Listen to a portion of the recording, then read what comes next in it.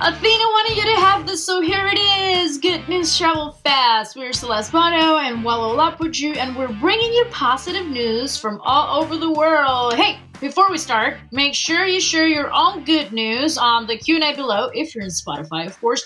They might get featured on a future episode. Right, Wallow? You there? Hello? Nice, nice. I'm here. Hi. How is your day going? How is Tuesday for you? Well, not as good as yours, apparently, because you said hi so many times. Yes, But yes, yes. no, I'm good. I'm good. Hi. How are you? I've had like two meals already, so I'm excited. And lots of Yeah. coffee, I can see. Yes. What do you have for me today? Well, today is a really nice story that we're starting the day with. It's a Okay. woman paralyzed in a scooter accident during her teenage years has refused to let life in a wheelchair hold her back. She found the perfect Nice. way to see the world in the arms of her soulmate. Oh my Italian native god. Giulia Lamarca, a content creator and travel blogger, was 18 and returning from work when an accident left her paralyzed and in hospital. Julia had Wow. broken a vertebra. She had surgery that same night to place 2 bars and 8 screws in her spine. Sounds painful. Very. Diagnosed with spinal cord injury, Julia spent 9 months in hospital with a dedicated physiotherapy program where Julia learned how to move again. It was during her stay in the hospital that Julia met Andrea, a physiotherapy student who happened to be in that hospital. Mhm. Andrea was very involved in caring for Julia, and after his internship ended, the two began to go out as friends and have conversations about everything. The Nice. friendship grew into something more, and the something more took them around the world. Oh my So the god. couple's conquests include Machu Picchu, the Great Wall of Nice. China, and Sri Lanka, Nice. where Andrea carried Julia on his back for 1,000 steps to its summit. Whoa. If Nice. that's not love, man. That's what I call a relationship where there ain't no mountain high enough. Isn't that beautiful, though? Oh my god, the sheer like cheesiness of it is eating me alive. I love it What do so you much. Yeah, mean? more It's of that. beautiful. Yeah, I'd love to imagine someone carrying you for that long. I yeah. mean, no I one would do mean, that for you, Wallow, but I mean, yeah, it's. because I I'm kidding. weigh like 82 kilograms. You would die. Yes, Yeah, well, yes. I mean, I'm I couldn't do fucking it, heavy. Yeah. Oh well. but Oh it's well. lovely. But yeah, yeah. I mean, it is. He's a man of love, I guess, or something, Mm-hmm. etc. Shout What out do to you have for Andrea me and today? Julia. Oh, Yeah, I sorry. have something more pragmatic about universities. Haha. Yes, universities are, often at the heart of innovation and leading solutions. Basically, like communities depend on their universities to take them to the next level of scientific whatever. Mm-hmm. And often they celebrate the achievements of notable graduates and the alumni and blah blah blah. But we don't usually we don't usually Blah blah blah is my recognize favorite the part. we don't usually recognize the consistent effort of the staff that make the success stories possible. To be Mm-hmm. honest, like I think it's such a big deal. And in this university called Vanderbilt, Mm-hmm. the chancellor decided to recognize the university staff for their work over the past 2 years. Right. Staff were all surprised with a bonus in their paychecks. So, like on the Wow.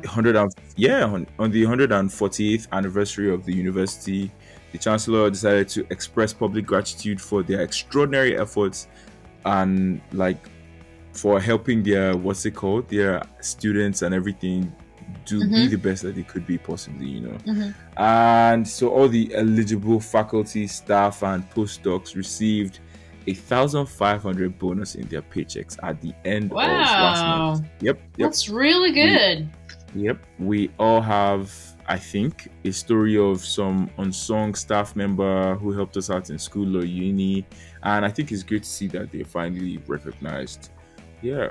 What do you That's think? really nice, and I think all universities should do something similar. Obviously, if they can. Yeah. But that's true. Yeah. There's a lot of people that help us through the way, and they don't get Yeah. enough recognition. Yep. Yep, I agree. What do you have for me today? What final piece of good news for today? So for today, I'm gonna go talk about dogs, which are my favorite creatures. Not my favorite, but like one of my favorites. Second favorites. Second favorite.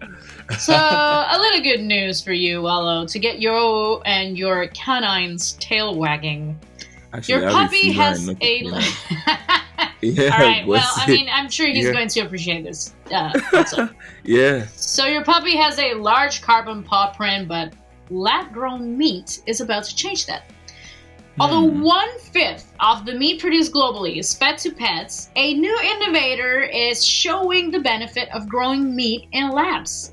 Two disruptors in the field of food technology have launched a business to bring cultivated pet food to UK shelves. Good Dog Food. That's what it's called. Good Dog Food. It's a bit hard for me to say. A partnership between Agronomics and Rustling Technologies produces cultivated meat. So cultivated meat is grown in labs from cells without the need to raise and slaughter animals. Yes. Although cost and scalability are major hurdles for the industry, Good Dog Food's cultivated meat is good news in the fight for a more sustainable planet. Yeah, I think so. Who would have thought your puppy or your kitten has a large carbon paw print? Yeah, I mean, meat yes, cultivation is like 14%, if I remember correctly. Nerd alert is like 14% of all the CO2 emissions in the world. So like, at least everyone is doing their quota, taking a percentage of the problem and solving it. And I think that's how really we can save the world. I'm all for it. Yes. I am all for it also. Yeah. Okay, that was good. Those were nice stories for today, right? Yes, of course. Those were nice stories. Aw. Okay, well, that's all for today. I will see you tomorrow with more good news, and we're going to have a beautiful Wednesday. I can already tell. Yeah, I can feel it as well. I will eat double. All right. Yeah, all right, bye. Thank you all. Bye. I hope you enjoyed this episode. There will be more great news tomorrow. Good News Trouble Fast is a news podcast serving positivity and laughter in daily doses. Oh, but we don't have episodes on the weekends. We actually have to sleep. Don't forget to subscribe and ring the bell to get notified about new episodes. And if you like the show, make sure you rate us on Spotify, Apple Podcasts, or wherever you listen to podcasts. This podcast was produced by Matthias Rosenberg, creative direction by Josefina Cordova, and hosted by Wallo Lapaju and Celeste Bono. That's me. This show is supported by Athyna. Hire, manage, and retain world-class global talent at Athyna.io. A brilliant startup like yours needs the best of the best on your team. Are you taking advantage of global talent? Level up your team for more success for only 33% of your usual hiring costs. Go to Athyna.io right now to learn more. That's Athyna.io.